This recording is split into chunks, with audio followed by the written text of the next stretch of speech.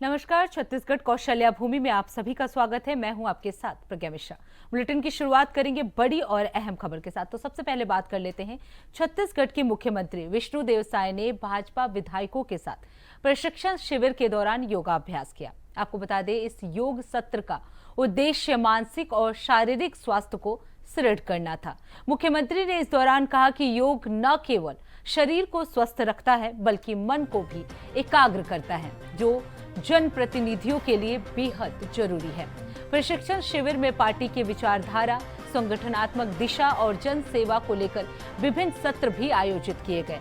आपको बता दें, योगाभ्यास के माध्यम से विधायकों को सकारात्मक ऊर्जा भी प्राप्त हुई। कार्यक्रम में सभी विधायकों ने उत्साहपूर्वक भाग लिया और योग के महत्व को सराहा।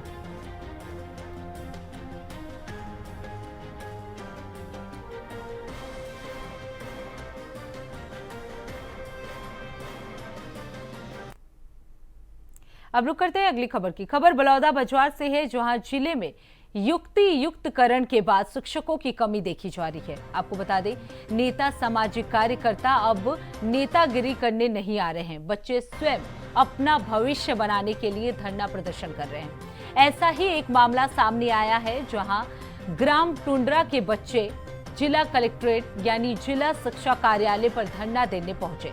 मीडिया से बात करते हुए उन्होंने बताया कि हमारे स्कूल में 30 शिक्षकों की आवश्यकता है, 8 शिक्षक पढ़ा रहे हैं, जीव विज्ञान शिक्षक नहीं है, हमारा भविष्य क्या होगा।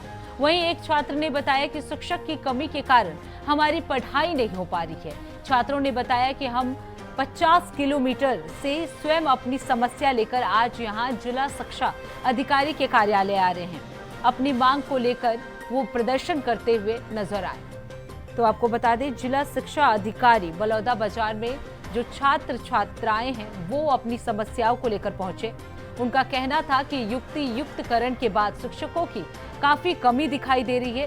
शिक्षकों की कमी के कारण छात्रों का ये प्रदर्शन जो है वो देखने को मिला। जिला शिक्षा अधिकारी कार्यालय के बाहर इन बच्चों ने घेराव भी किया। जैसा कि पिछले जनदर्शन में भी आए थे, कलेक्टर महोदय से भी चर्चा हुई थी और जैसा सरकार निर्देश था उसके अनुसार से हम लोग एक शाला प्रबंधन विकास समिति से वैकल्पिक व्यवस्था कर रहे हैं। चूँकि अभी तक हमको जीव विज्ञान के शिक्षक प्राप्त नहीं हुए हैं, 2-3 लोगों के आवेदन इकट्ठे किए गए हैं, उनसे सहमति प्राप्त की जा रही है और वैकल्प होने तक हम लोगों ने आज फिर जब बच्चे लोग आए थे तो हम लोगों ने वहाँ के टुंड्रा के मिडिल स्कूल्स के विज्ञान टीचर्स को हमने वहाँ पे अध्यापन कार्य के लिए आदेशित किया है। सर, हम लोग शिक्षक की कमी को लेकर के यहाँ डीओ ऑफिस पहुँचे हैं। क्या कहाँ से आए आप लोग? हम लोग टुंड्रा से आए हैं सर। यहाँ तक हम लोग को कम से कम 60 से 70 किलोमीटर पड़ जाता है। हम लोग कितने शिक्षक कमी तुम्हारे यहाँ? हमारे यहाँ शिक्षकों की पोस्ट 30 है सर, जबकि उसमें टीचर अभी 8 है। बहुत मुश्किलों से हम लोग का पढ़ाई हो पा रहा है सर। इसी कमी को लेकर हम लोग डीओ ऑफिस पहुँचे हैं, बट अभी डीओ भी कोई एक्शन नहीं ले रहा है। अब हमें भी कुछ बड़ा एक्शन लेना पड़ेगा सर। हम शिक्षकों की कमी को लेकर यहाँ आए हुए हैं सर। हम देख पा रहे हैं सर कि यहाँ पर हम अभी जिला शिक्षा अधिकारी के पास आए थे, जो कि हम उसको समस्या को बताएं तो हमें धमकी दे रहा था कि नहीं करूँगा, आपके काम को जो करना है वो कर लो, ऐसे बोल रहा था। इसमें सरकार की भी थोड़ी सी जो जवाबदारी बनती है कि शिक्षा के तहत वो कुछ कदम उठाए, जो कि यहाँ पर देख सकते हैं कि महिलाओं को महतारी वंदना देती है और चावल फ्री में दे रहा है, मगर वो शिक्षा के तहत कुछ नहीं कर पा रहा है उस विषय में। अब रुक करते हैं अगली खबर की। खबर बलौदाबाजार से है, जहां नशे में धुत कार चालक युवकों ने गार्डन चौक के सड़क किनारे स्ट्रीट फूड वेंडरों की दुकान और सरकारी आवास में खड़ी गाड़ियों को टक्कर मार दी। ये घटना रात के 12 से 1 बजे के बीच हुई। आपको बता दें, आरोपी चालक और उसके साथी कसडोल झांसी के रहने वाले हैं। आरोपियों को पुलिस ने गिरफ्तार कर लिया है। तो बलौदाबाजार में तेज रफ्तार का कहर जो है वो देखने को मिला है। नशे में धुत युवकों ने कई गाड़ियों को टक्कर मार दी। पुलिस ने हालांकि इन आरोपियों को गिरफ्तार कर लिया है। तो बलौदाबाजार का ये पूरा मामला है। रात के 12 से 1 बजे की ये पूरी घटना बताई जा रही है, जहां तेज रफ्तार का कहर देखने को मिला। नशे में धुत युवकों ने कई गाड़ियों को टक्कर मार दी। हालांकि सूचना मिलने पर पुलिस ने इन आरोपियों को गिरफ्तार कर लिया है।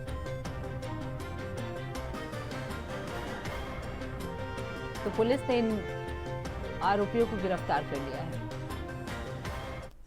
कल रात लगभग 12:30 पौने 1 के बीच में बड़ौदा बाजार गार्डन चौक के पास एक आदमी राकेश साहू, उसने जाके गाड़ी को एक जगह लड़ा दिया था। तो काफ़ी उसका मुलाजा कराया गया। मुलाजा कराने पे पता चला कि उसने काफ़ी शराब पी थी, शराब का सेवन किया था। उसके खिलाफ FIR कर लिया गया। अभी आगे की कार्रवाई जारी है। लगातार 36C की कार्रवाई और बाकी जो ट्रैफिक की कार्रवाई 185 जो हम लोग कर रहे हैं, क्योंकि ये काफ़ी रात का समय था, उसमें अभियान उसमें नहीं चल रहा था। इस पर काफ़ी और मेहनत की जाएगी और इस पर रोक लगाएगी। नहीं, ट्रक चालक जो है उन पे भी ऐसी हम लोग कार्रवाई कर रहे थे लगातार। अभी धीरे धीरे इस कार्रवाई को और बृहद रूप देके इस पर कार्रवाई की जाएगी। अब रुक करते हैं अगली खबर की। छत्तीसगढ़ के मुख्यमंत्री विष्णुदेव साय ने बीजेपी विधायकों के साथ प्रशिक्षण शिविर के दौरान योगाभ्यास किया। आपको बता दें, इस योग सत्र का उद्देश्य जो था वो मानसिक और शारीरिक स्वास्थ्य को सुदृढ़ करना था। इस दौरान मुख्यमंत्री ने कहा कि योग न केवल शरीर को स्वस्थ करता है बल्कि मन को भी एकाग्र करता है, जो जनप्रतिनिधियों के लिए बेहद जरूरी है। प्रशिक्षण शिविर में पार्टी की विचारधारा, संगठनात्मक दिशा और जन सेवा को लेकर विभिन्न सत्र भी आयोजित किए गए। योगाभ्यास के माध्यम से विधायकों को सकारात्मक ऊर्जा भी दी गई। आपको बता दें, कार्यक्रम में सभी विधायकों ने उत्साहपूर्वक भाग लिया और योग के महत्व को भी सराहा। तो सीएम साय ने बीजेपी विधायकों के साथ ये योग अभ्यास किया। इस बार योग सत्र का जो उद्देश्य था वो था मानसिक और शारीरिक स्वास्थ्य को उचित बनाए रखना। योगाभ्यास से विधायकों को भी इस दौरान सकारात्मक यानी पॉजिटिव एनर्जी मिली। उन्होंने योग के अभ्यासों को भी सराहा। वहीं इस खबर पर ज्यादा जानकारी देने के लिए हमारे साथ मनोज शुक्ला जुड़ चुके हैं। मनोज, जिस तरीके से सीएम साय ने बीजेपी विधायकों के साथ ये योग अभ्यास किया, इस योग अभ्यास का जो उद्देश्य था वो क्या था और उनके साथ कौन कौन से मंत्री जो हैं वो मौजूद रहे? प्रज्ञा, आपको बता दूं कि मैन पार्ट सरगुजा में पड़ता है, जहां पर भाजपा का, छत्तीसगढ़ भाजपा का जो है प्रशिक्षण शिविर का 3 दिवसीय आयोजन चल रहा है। और योग की शुरुआत से ही इसके बाद जो है सारे कार्यक्रम किए जाते हैं। तो ये जो योग का कार्यक्रम की शुरुआत जो है सीएम साय की तरफ से किया जा रहा है और इस योग में सारे मंत्रीगण उपस्थित रहते हैं। वो लोग भी सीएम साय के साथ योगा करते हैं। तो ये कहीं न कहीं छत्तीसगढ़ के साथ साथ पूरे देश के लिए एक अच्छा संदेश जाता है। योग सुबह का व्यायाम जो है वो शरीर के लिए भी अच्छा रहता है, मन तन के लिए, शांति के लिए भी योग बहुत ही महत्वपूर्ण माना जाता है। तो इसके लिए एक अच्छा संदेश जो है वो सरगुजा के मैन पार्ट से जो है भाजपा के प्रशिक्षण शिविर से लोगों को दिया जा रहा है। ये बड़ा ही अच्छा संदेश माना जा सकता है। और साथ ही साथ आपको बता दें कि सीएम साय इसके बाद जो है वहीं पर जो जहाँ पर मैन पार्ट का प्रशिक्षण शिविर चल रहा है भाजपा का मैन पार्ट में, तो वहीं पे तिब्बती शरणार्थियों के पास गए। वहाँ पर पूरे दिन वहाँ पर काफी घोषणाएं की, कई विकास कार्यों का लोकार्पण भी किया और पीपल का वृक्ष भी लगाया। तो तमाम इन सब बातों को देखते हुए एक अच्छी पहल जो है सीएम साय की तरफ से की जा रही है, जिसका संदेश जनता के लिए लाभप्रद साबित होगा। और साथ ही साथ आपको बता दूं, आज बीजेपी के प्रशिक्षण शिविर का अंतिम दिन है, जिसमें राष्ट्रीय संगठन मंत्री जो है शामिल होंगे। साथ ही साथ RSS के प्रांत महामंत्री हैं जो छत्तीसगढ़ के प्रभारी हैं, वो भी शामिल होंगे। जो विधायकों मंत्रियों को जो है एक अनुशासन का पाठ पढ़ाएंगे, ऐसा माना जा रहा है। और साथ ही साथ कल जो है वहाँ पर परसों जो है JP नड्डा जी आए थे। आज सबसे महत्वपूर्ण बात है, अमित शाह जी का आने का कार्यक्रम था, लेकिन किसी कारणों जो है उनका आना नहीं हो सकता है। ये माना जा रहा है कि वर्चुअली वो समापन कार्यक्रम में खुद वो जुड़ेंगे। तो जो भी ये बीजेपी का 3 दिवसीय प्रशिक्षण शिविर रहा, नेताओं के साथ साथ नेताओं को जो सीख मिली, जो उनके राष्ट्रीय नेतृत्व के लोग आए उनको ये बताया गया उनकी तरफ से कि जनता के साथ कैसा व्यवहार करना चाहिए, जनता के बीच में कैसे जाना चाहिए, सरकारी योजनाओं का लाभ जनता को मिल रहा है कि नहीं मिल रहा है, इन तमाम बातों को लेकर जो है इनको विधायकों, मंत्रियों और सांसदों को राष्ट्रीय नेतृत्व के द्वारा एक अनुशासन जो है ठीक समझाया गया। जी बिल्कुल। मनोज, किस किस विचारधारा पर इस शिविर में चर्चा की गई थी?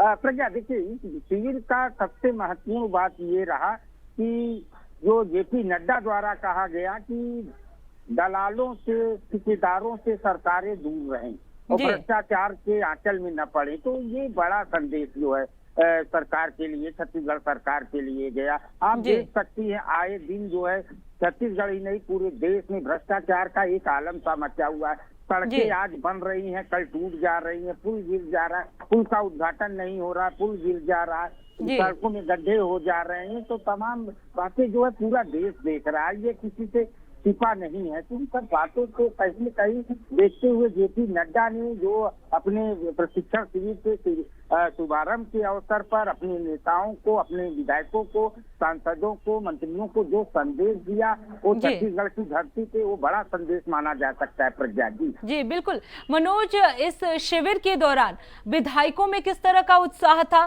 चाहे वो योग करना हो या विचारधारा पे बात करनी हो, इस दौरान किस तरह का उत्साह उनके अंदर देखा गया? जी जी, देखिए प्रज्ञा आपको बता दीजिए, जो 3 दिवसीय शिविर था इसमें अनुशासन के पाठ के साथ साथ उनको जो है ये भी सिखाया गया कि किस प्रकार से जनता से व्यवहार करना है, भ्रष्टाचार से दूर रहना है। साथ ही साथ कल एक अनोखी चीज देखने को मिली, सारे विधायकों, मंत्रियों, सांसदों द्वारा जो है वो एक मनोरंजन का भी पाठ पढ़े, जिसमें सीएम साहब ढोल बजाते हुए नजर आए। तो ये कहीं न कहीं ये भी एक अच्छा संदेश जाता है कि संगीत का वातावरण भी बना, जिससे थोड़ा सा मन शांत होता है। संगीत से ऐसा कहा जाता है, माना भी जाता है। तो जी बिल्कुल मनोज, जिस तरीके से आपने बताया, माना जा सकता है कि ये प्रशिक्षण शिविर जो है वो काफी सक्सेसफुल रहा। लोगों ने उत्साह पूर्वक इस प्रशिक्षण शिविर में भाग लिया, योग भी किया, सीएम साई की मौजूदगी में ये सारा कार्यक्रम जो है वो किया गया। बहुत बहुत धन्यवाद मनोज इस खबर पे विस्तार से जानकारी देने के लिए। अब रुक कर लेते हैं अगली खबर की। खबर कोरबा से है, जहां जिले के बांकी मोंगरा में दूसरी हत्या का मामला सामने आया है, जहां एक अज्ञात महिला की अर्ध जली लाश मिलने से हड़कंप मच गया है। आपको बता दें, सोमवारी बाजार स्थित कॉलोनी के पास झाड़ियों के बीच महिला का अर्ध जला शव मिला। स्थानीय लोगों की सूचना के बाद पुलिस मौके पर पहुंची और मामले में जांच शुरू कर दी। आपको बता दें कि 4 दिनों से ही बांकी मोंगरा में एक युवक की धारदार हथियार से निर्मम हत्या हुई थी। ये घटना बांकी मोंगरा थाना क्षेत्र का बताया जा रहा है।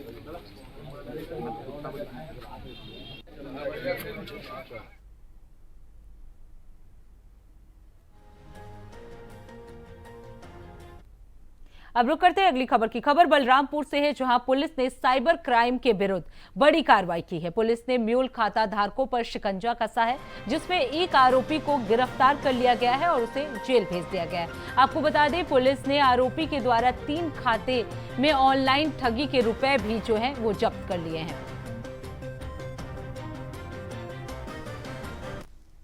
म्यूल खाता धारक में एक और कार्रवाई बलरामपुर पुलिस के द्वारा की गई है।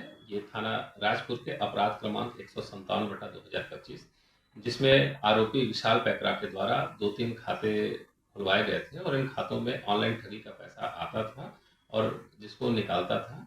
इस पे अपने को शिकायत प्राप्त हुई थी और इसके आधार पर इस पे FIR किया गया है, जिसमें आरोपी विशाल पैकरा को गिरफ्तार कर माननीय न्यायालय में पेश। अब रुक करते हैं अगली खबर की। खबर कोरबा से है, जहां शहर के सबसे व्यस्त निहारिका मुख्य मार्ग पर युवकों द्वारा किए गए खतरनाक स्टंट का वीडियो सोशल मीडिया पर वायरल हो रहा है। वहीं वीडियो वायरल होने के बाद इलाके में सनसनी फैल गई है। आपको बता दें, चलती कार के ऊपर चढ़कर और खिड़की से बाहर लटककर रील बनाते हुए कुछ युवक जानलेवा स्टंट करते नजर आए। सिविल लाइन इलाके में खतरनाक स्टंट कर रहे युवकों का वीडियो जो है किसी राहगीर ने बना लिया और उसे सोशल मीडिया पर वायरल कर दिया।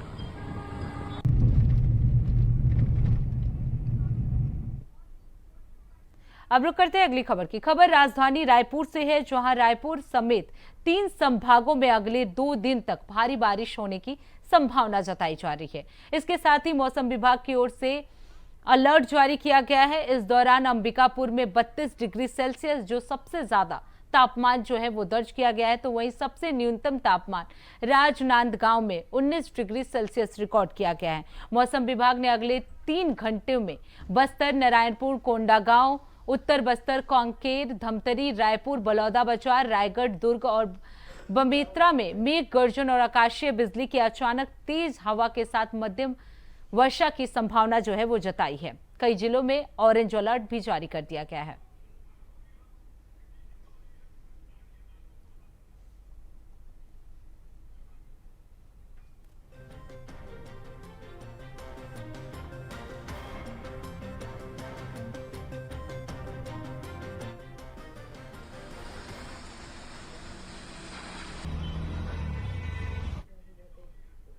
अब रुक करते हैं अगली खबर की। खबर राजधानी रायपुर से है, जहां मुख्य सचिव अमिताभ जैन ने सभी जिला कलेक्टरों को पत्र लिखा है, जिसमें न्यायालय में अभियुक्तों को वीडियो कॉन्फ्रेंसिंग के जरिए पेशी जो है वो सुनिश्चित करने के निर्देश दिए गए हैं। आपको बता दें, मुख्य सचिव अमिताभ जैन ने न्यायालयों में लंबित मामलों की सुनवाई प्रक्रिया को प्रभावी बनाने के लिए ये पत्र लिखा है।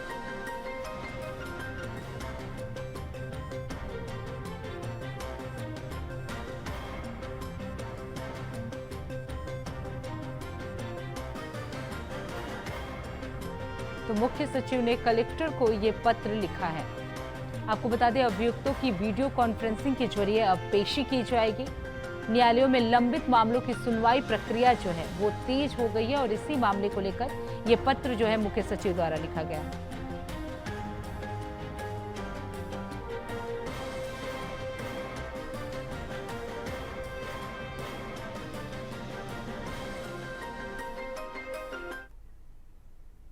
अब सीधे आपको यूपी के आजमगढ़ ले चलते हैं, जहां सीएम योगी आदित्यनाथ जो है वो लाइव आ रहे हैं। क्या कुछ कह रहे हैं, चलिए आपको सुनवाते हैं। अंदर केवल और केवल भारत के अंदर देखने को मिलता है, हमारे ऋषि मुनियों ने इस प्रकार के संस्कारों के साथ हमें जोड़ा है।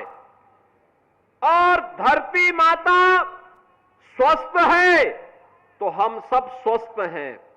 धरती माता अगर बीमार है, याद करना, न केवल मानव जाति के लिए, जीव सृष्टि के लिए जीवन मरण का प्रश्न बन जाएगा।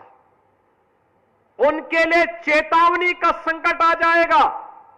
और इसीलिए प्रधानमंत्री जी के प्रेरणादायी मार्गदर्शन में 8 वर्ष पहले हम लोगों ने जो संकल्प लिया था कि लगातार उससे पहले के 15-20 वर्षों में उत्तर प्रदेश के अंदर वन माफिया, खनन माफिया, पेशेवर माफियाओं के द्वारा व्यापक वन कटान, अवैध खनन के माध्यम से जो अव्यवस्था और अराजकता फैलाई गई थी, वनाच्छादन लगातार कम होने होता जा रहा था।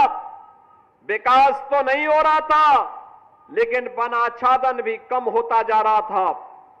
उसको बनाए रखने के लिए, जलवायु परिवर्तन की समस्या को समाधान करने के लिए, अतिवृष्टि अनावृष्टि के समस्या का समाधान करने के लिए हम लोगों ने 8 वर्ष पहले जिस अभियान को प्रारंभ किया था, बहनों और भाइयों, अब तक 204 करोड़ पौधरोपण का काम उत्तर प्रदेश के अंदर विगत 8 वर्ष के अंदर संपन्न हुआ है। अब यहां केवल देश की महत्वपूर्ण संस्थाएं नहीं, केवल भारत सरकार ही नहीं, बल्कि अंतर्राष्ट्रीय संस्थाएं भी स्वीकार कर रही हैं। उत्तर प्रदेश के अंदर वनाच्छादन बढ़ा है। पहले उत्तर प्रदेश के अंदर 17 के पहले 9% का मात्र वनाच्छादन रह गया था। आज ये बढ़कर के 10% पहुंच चुका है। और ये हर वर्ष अगर हम 35 से 36 करोड़ वृक्षारोपण के इस लक्ष्य को प्राप्त करते रहेंगे, कोई कारण नहीं, एक समय ऐसा आएगा जब जितनी आबादी भारत की उत्तर प्रदेश में रह रही है, उतना वनाच्छादन हमारे पास होगा। यानी हीट वेव को ग्रीन वेव में बदलने का एक बृहद अभियान, और उस बृहद अभियान का हिस्सा आप सब बन रहे हैं। ये धरती माता के प्रति भी, उसकी सेहत को सुधारने के लिए भी हमारे द्वारा धरती माता के प्रति कृतज्ञता ज्ञापित करने का और मां की स्मृतियों को जीवंत बनाए रखने का भी एक कार्यक्रम है। मुझे याद है जब हम लोगों ने पहले दिन 2017 में वृक्षारोपण के कार्यक्रम के लिए बैठक ली, वन विभाग से जब मैंने पूछा था कितनी नर्सरी है, कुल मिलाकर के 5 करोड़ की नर्सरी भी नहीं थी। बहनों और भाइयों, इस वर्ष वन विभाग के पास विभिन्न विभागों के द्वारा और निजी क्षेत्र को मिलाकर के हमारे पास 52 करोड़ की नर्सरी पौधों की है। जिसमें पीपल भी है, पाकड़ भी है, बरगद भी है, नीम भी है, आम, देसी आम भी है और विभिन्न प्रजातियों के आम भी हैं, जामुन भी है, अर्जुन भी है, आंवला भी है, तमाम प्रकार की औषधीय वृक्ष भी हैं। और अभी तो आपने देखा होगा प्रधानमंत्री आवास योजना, मुख्यमंत्री आवास योजना और जीरो पॉवर्टी के अंतर्गत जिन 15 लाख गरीबों का चयन हुआ है, उन परिवारों के घर में अभी से सहजन का एक एक पौधा लगाने के कार्यक्रम का भी आज शुभारंभ हुआ है। सहजन का मतलब प्रोटीन और विटामिन से भरपूर एक ऐसा पौधा, उसकी पत्तियां, उसका साग भी पौष्टिक है, उसकी फली भी पौष्टिक है। अगर कुपोषित व्यक्ति भी सहजन का सूप पी ले, उसका साग खा ले, लंबे समय तक सेवन करेगा तो न केवल मनुष्य बल्कि गाय को भी लोग खिलाते हैं, दूध बढ़ेगा इस जिससे सहजन खिलाते हैं लोग। एक एक पौधा हर घर में लगाने की व्यवस्था और उसकी नर्सरी भी वन विभाग ने तैयार की है। बहनों और भाइयों, हमने 5 करोड़ से 52 करोड़ तक की इस यात्रा को आगे बढ़ाया है। ये 5 करोड़ से 52 करोड़ की ये यात्रा नर्सरी की ही नहीं है, ये उत्तर प्रदेश के विकास की भी यात्रा है। उत्तर प्रदेश का विकास इसी रूप में आगे बढ़ रहा है।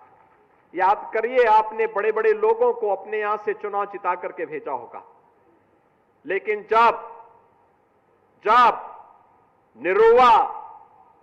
निरुआ सांसद बनते हैं तभी एक्सप्रेसवे भी आता है, तभी विश्वविद्यालय भी आता है, महाराज सुहेलदेव के नाम पे विश्वविद्यालय भी आता है, तभी संगीत महाविद्यालय भी आता है, चारों ओर से सड़कों का जाल भी बिछता है।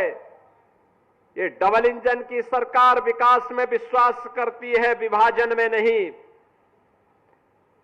विभाजन में नहीं। ये विभाजन करने वाले लोग वे हैं, बहनों और भाइयों, जिन्होंने विकास तो परिवार का किया, लेकिन जाति के नाम पर, क्षेत्र के नाम पर, भाषा के नाम पर बांटने का पाप भी किया है, बांटने का पाप भी किया है। आपने देखा होगा कैसे कैसे नमूनों को ये लोग पालते थे, कैसे कैसे नमूनों को पालते थे। आजमगढ़ के सामने पहचान का संकट आ खड़ा हुआ था, प्रदेश के युवाओं के सामने पहचान का संकट आ खड़ा हुआ था। यहां का नौजवान पहचान के लिए मोहताज था, अपमानित होता था। आज उत्तर प्रदेश का नौजवान देश के अंदर कहीं जाएगा, देखने वाले के चेहरे पर चमक आ जाती है, उत्तर प्रदेश के नाम से एक चमक पैदा होती है। बहनों और भाइयों, ये परसेप्शन है उत्तर प्रदेश का, क्योंकि अब उत्तर प्रदेश विकास की रफ्तार में आगे बढ़ा है। और आपने देखा होगा अभी समाज विरोधी और राष्ट्र विरोधी कार्रवाई में लिप्त तत्वों के खिलाफ कैसे कार्रवाई हो रही है। कल बलरामपुर में आपने देखा होगा एक जल्लाद को हम लोगों ने वहां पे भी गिरफ्तार किया है। कैसे वहां हिंदू बहन बेटियों के इज्जत के साथ खिलवाड़ करता था, पैसे में सौदेबाजी करता था, लेकिन अब ऐसे तत्वों के साथ सख्ती की जा रही है। हम समाज को भी टूटने नहीं देंगे, राष्ट्र विरोधी और समाज विरोधी तत्वों को भी चकनाचूर करके रहेंगे और धरती माता के स्वास्थ्य की रक्षा भी करेंगे, मां की स्मृतियों को भी जीवंत बनाएंगे। यह अभियान इसी का परिणाम है। प्रधानमंत्री जी ने 11 वर्ष पहले इसी अभियान के क्रम में ये धरती माता का सेहत ठीक हो, इसके लिए उन्होंने तमाम प्रकार के अभियान चलाए। हर घर, प्रत्येक घर में एक एक शौचालय हो, स्वच्छता के माध्यम से हर परिवार को आरोग्यता के लक्ष्य तक पहुंचाने के कार्यक्रम का शुभारंभ हो, या फिर हर घर को जल तक देने का, जल पहुंचाने का कार्यक्रम, हर घर में उज्ज्वला योजना का रसोई गैस फ्री में उपलब्ध करवाने का कार्यक्रम, एक कनेक्शन फ्री में 12-11 करोड़ लोगों को प्राप्त हुआ। पहले केरोसिन से, कोयले से और लकड़ी काट करके लोग चूल्हा जला करके भोजन बनाते थे, उससे कार्बन उत्सर्जन होता था, स्वास्थ्य के प्रति भी खराब था, धरती माता के भी प्रदूषण को बढ़ाता था, आने वाली पीढ़ी के भविष्य को भी अंधकार की ओर धकेलता था। लेकिन मोदी जी ने रसोई गैस के कनेक्शन फ्री दिए और हम लोगों ने दीपावली और होली के लिए फ्री में सिलेंडर देने की बात करके उसको लागू भी कर दिया।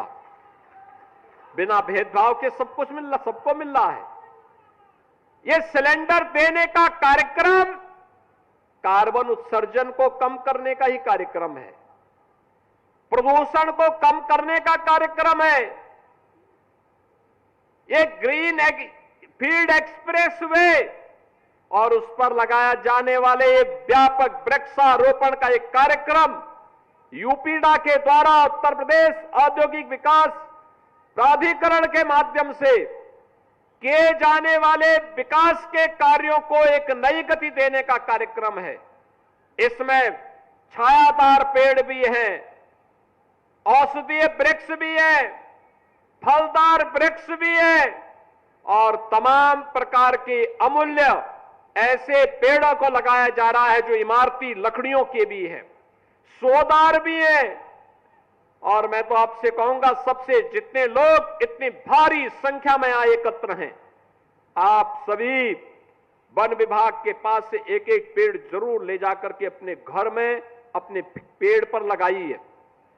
हम लोग वर्तमान में जो किसान अपने खेत में मेड़ पर इमारती लकड़ी से जुड़ा हुआ कोई पेड़ लगाता है, कोई पौधारोपण करता है, अगर उसने हमें रजिस्ट्रेशन करवाया है तो रजिस्ट्रेशन करवाने के बाद उसकी 5 वर्ष तक उसको निरंतर उसकी मॉनिटरिंग होती है।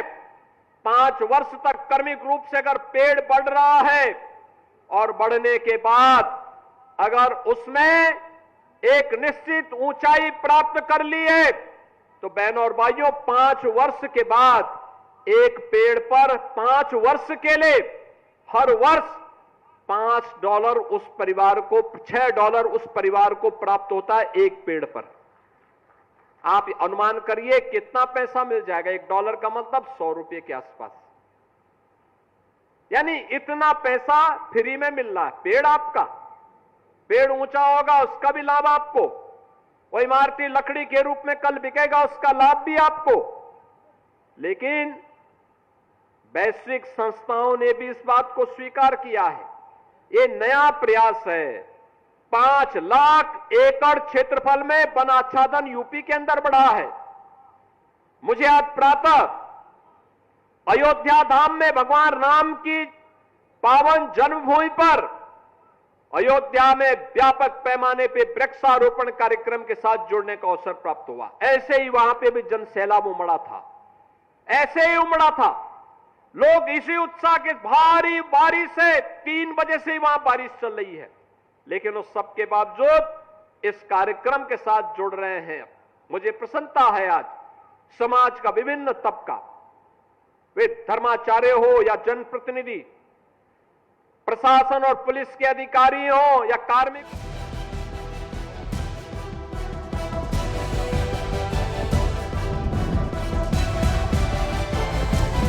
इंडिया वॉइस, आपकी सोच, आपकी आवाज।